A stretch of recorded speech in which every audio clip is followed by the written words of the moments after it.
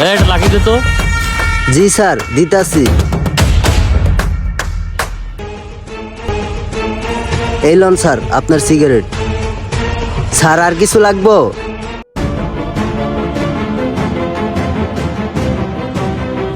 না আর কিছু লাগবে না। কিরে সিগারেট তো ড্যাম। কিরে সিগারেট ড্যাম কেন? তুই ড্যাম সিগারেট বেচোস? আরে স্যার সিগারেট ড্যাম হবে কেন? সিগারেট তো সকালে এসে দিয়ে গেল, সিগারেট তো ড্যাম হওয়ার কথা না। নে তুই খায় দেখ সিগারেট ড্যাম কিনা। তোর সিগারেট আমি খাবো না। স্যার আপনি এটা কি করলেন? সিগারেট তো ভালোই আসছিল। আর কোম্পানি তো আমার সাথে দুই নাম্বারই করবো না, সবারে যেই সিগারেট দেয় আমার সেই সিগারেটই দিছে। যেহেতু আপনি সিগারেট ড্যামের কথা বলছেন, আর আমি তো সিগারেট খাই না যে আমি খেয়ে দেখবো। আচ্ছা আমি আপনার কথা বিশ্বাস করলাম, আমি একটা কাজ করি, আমি আপনাকে আরেকটা প্যাকেট থেকে আরেকটা সিগারেট দিই, ওই সিগারেটটা ভালো হবে স্যার। তোর অন্য প্যাকেট থেকে সিগারেট দেওয়া লাগবে না। তুই একটা কাজ কর, তুই একটা ইনটেক প্যাকেট দে আমার। Intake packet sir? আচ্ছা ঠিক আছে দিতাছি। এই যে স্যার একদম ইনটেক প্যাকেট।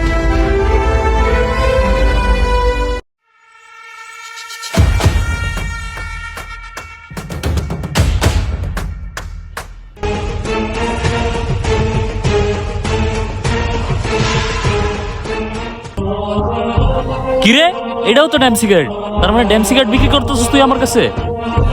স্যার আপনি এটি কি কইতাছেন? আমার দোকানে সব সিগারেট যদি ড্যাম হইতো তাহলে তার মানুষ খাইতো না। আপনার আগে সকালে আইসা অনেক লোকই সিগারেট খাইছে, কই আপনার মতো তো ড্যাম কয় নাই। আপনার কাছে হয়তো বা এমন লাগতাছে। আমার সিগারেট ড্যাম না স্যার, সকালবেলা কোম্পানির লোক আইসা সিগারেট দিয়ে গেছে, আমার সিগারেট ড্যাম হওয়ার কথা না। এই এমনিতেই মানুষ সিগারেট খেয়ে অসুস্থ হয়ে পড়ে, সিগারেট খাওয়া ক্ষতিকর, তারপরে তুই আবার আমার ড্যাম সিগারেট খাওয়াচ্ছিস। স্যার আপনার সিগারেট খাওয়া লাগবে না, সিগারেটের প্যাকেটটা দিক দেন। আপনি যে আগে দুইটা সিগারেট খাইছেন ওই দুইটার বিল দেওয়া লাগবে না। আপনি যেহেতু বলছেন সিগারেট দুইটা ড্যাম, তাহলে আমি আপনার কাছ থেকে দুই নাম্বারে করে টাকা নিব না। আপনি সিগারেটের প্যাকেটটা দেন স্যার, আমি রাইখা দিই। এই তুই আমার বলত পাইছস না? তোর আমি সিগারেট দেবো, তুই আবার এই সিগারেট রাখা দিবি? তুই আবার এটা অন্য কারো কাছে বিক্রি করবি? আমি কিছু বুঝি না না? দাঁড়া তোর সিগারেট আমি তোরে দিতাছি। আরে স্যার আপনি এটা কি করতেছেন? সিগারেটগুলো ভাঙতাছেন কে? কি করছি দেখোস নাই? যা করছি একদম ঠিক কাজ করছি। তুই যে তোর ড্যাম সিগারেট না বেচতে পারোস সেই ব্যবস্থা করছি। স্যার এই সিগারেটের প্যাকেটের দাম হলো 220 টাকা। সবগুলো সিগারেট বেচলে আমার লাভ হয় 20 টাকা, আর আপনি সেই সিগারেটগুলো ভাঙে ফেলাইলেন। এখন তো আমার পুরো প্যাকেটের টাকাটা লস হয়ে গেল। আপনি এক কাজ করেন, আপনি যেহেতু আমার সিগারেটগুলো ভাঙছেন, তাহলে আমার সিগারেটের দামগুলো দেওয়া যান। এই বেটা তুই আমার ড্যাম সিগারেট খাওয়াইছিস, আবার সিগারেটের টাকাও চাইতেছিস? তোর সাহস তো কম না? আপনি এগুলো কি কইতাছেন স্যার? আমি এক প্যাকেট সিগারেট বেচে কয় টাকা লাভ করি কোন তো? স্যার আপনি যদি আমার এই সিগারেটের দামটা না দেন তাহলে তো আমার পুরো টাকাটা লস হয়ে যাইতাছে। স্যার আপনি বড়লোক মানুষ স্যার, আপনি আমার টাকাটা দিয়া দেন। আপনি আমার এই টাকাটা দিলে আপনার কোনো ক্ষতি হইব না। স্যার আপনি যদি আমার এই টাকাটা না দেন তাহলে আমার ব্যবসা অনেক ক্ষতি হয়ে যাবো স্যার। কিরে তুই আমার মুখে মুখে তর্ক করতেছস? একে তো ড্যাম সিগারেট খাওয়াইছিস আবার টাকাও চাইতেছস। বেশি তর্ক করলে একবার তোর দোকান মোকান লাত্তি মেরে উড়াই দেবো। আপনি আমার দোকান উড়াই দিবেন? আপনার এত ক্ষমতা? আপনি আমার ক্ষতিও করছেন, আবার আমার হুমকিও দিতেছেন। স্যার আপনারা যা মন চায় তাই করবেন, দেশে কিন্তু আইন আছে। স্যার ক্ষমতা আছে বললা ক্ষমতার অপব্যবহার করেন না। যেটা যেই জায়গায় দরকার সেটা সেই জায়গায় খাটেন। যার তার উপরে নির্যাতন করলে এমন হইতে পারে কয়দিন পর আপনার ক্ষমতা থাকবো না। আমি আবারও আপনাকে বলতাছি, ভালোই ভালোই আমার টাকাটা দিয়া যান। তুই আমার আইন নীতিমালা শেখাচ্ছিস না? তোর নীতিমালা শুনবো আমি। বুঝতে পারছি তোর সাথে এইভাবে কথা বললে হবে না, তোকে উচিত শিক্ষা দিতে হবে। ল পাইছস না টাকা? কত বড় সাহস আমার কাছে টাকা চাই? স্যার আপনি আমার ক্ষতি করে আপনি আমার গায়ে হাত তুলছেন স্যার, আপনি কিন্তু কাজটা একদম ঠিক করেন নাই। এই একদম কথা বলবি না, চুপ করে থাক। তোর দোকান টোকান সব একবার তোরা গায়েব করে ফেলামু। এই এখানে কি হচ্ছে? এই তুই কে? তুই কে? হ্যাঁ আমাদের মধ্যে কথা হইতেছে, তুই এর ভিতরে এসে মাতবাড়ি করতেছিস কেন? থার্ড পার্সনের মাতবাড়ি আমি একদম পছন্দ করি না, যা এখান থেকে। একদম মুখ সামলে কথা বলুন। কার সাথে কিভাবে কথা বলতে হয় সেটা আপনার পরিবার আপনাকে শেখায় নাই? এই তুই আমার শিক্ষা দিতে আইছিস না? তুই কে? তুই কে রে? তুই তুই কি প্রধানমন্ত্রী হয়ে গেছস যে তোর কথা শুনতে হবে আমার? এখান থেকে যা বলতেছি আমার মাথা গরম হওয়ার আগে, নইলে কিন্তু তোর খবর আছে। হ্যাঁ আমি আপনাকে সেই শিক্ষাটাই দিব। আপনি জানেন আমি কে? আপনি যদি জানতে পারেন আমি কে, তাহলে আপনার প্যান্ট খারাপ করে ফেলবেন। আমি হচ্ছে এই এলাকার নতুন ম্যাজিস্ট্রেট, আর আপনি যার গায়ে হাত তুলছেন সে হচ্ছে আমার আপন ছোট ভাই। মানে স্যার আপনি আমাদের এলাকার নতুন ম্যাজিস্ট্রেট স্যার? আসসালামু আলাইকুম স্যার, বসেন বসেন স্যার। স্যার আমি হচ্ছি স্যার ফারুক, ওই যে পিছনে একটা ক্লাব আছে না স্যার, ওইখানে সভাপতি স্যার আমি। ভালোই হলো স্যার, আপনি খুব ভাগ্যবান স্যার, আপনি আমাদের এলাকায় আসছেন।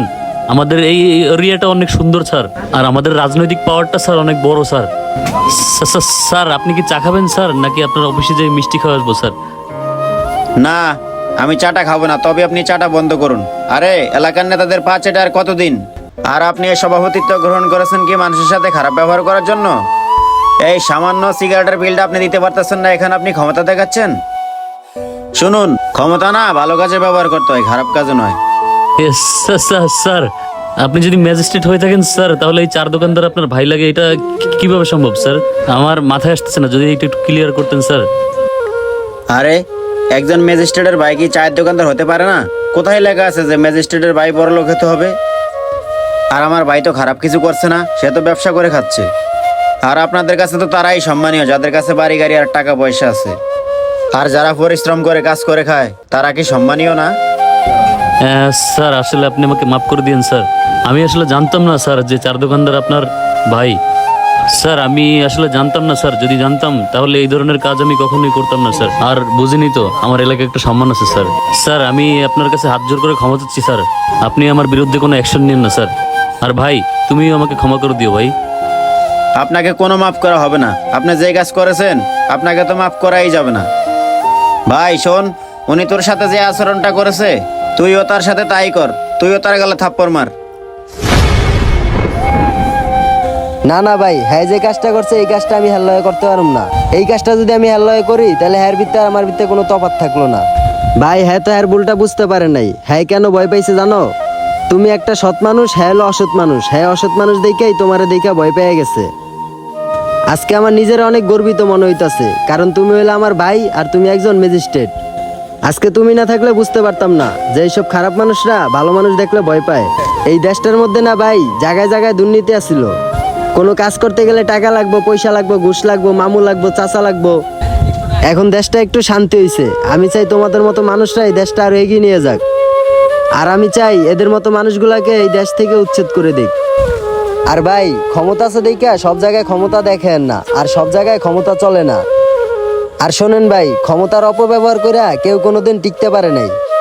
আর আপনাকে একটা কথা বলি শোনেন, সময় থাকতে ভালো হয়ে যান, আর তা না হলে আপনারও পতন হতে সময় লাগবো না।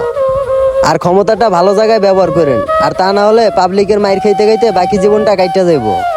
আর আমার দোকানে আজকের পর থেকে আপনাকে যাতে আর না দেখি, যান বাইরেন আমার দোকান থেকে।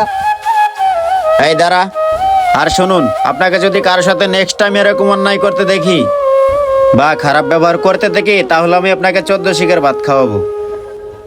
আর যেটা খেয়েছেন তার বিলটা দিয়ে এখান থেকে যান। আচ্ছা ঠিক আছে স্যার, এই নাও ভাই তোমার 220 টাকা। স্যার আসি, আসসালামু আলাইকুম। বের হন। ক্ষমতা পেয়ে কেউ কখনো ক্ষমতার অপব্যবহার করবেন না, কারণ ক্ষমতা চিরস্থায়ী থাকে না। তাই ক্ষমতাকে ভালো কাজে ব্যবহার করতে শিখুন। ভিডিওটি ভালো লাগলে শেয়ার করে দিবেন। যে কোনো নতুন ভিডিওর জন্য আমাদের পেজটি ফলো দিয়ে আমাদের সাথে থাকবেন। ধন্যবাদ সবাইকে। আসসালামু আলাইকুম।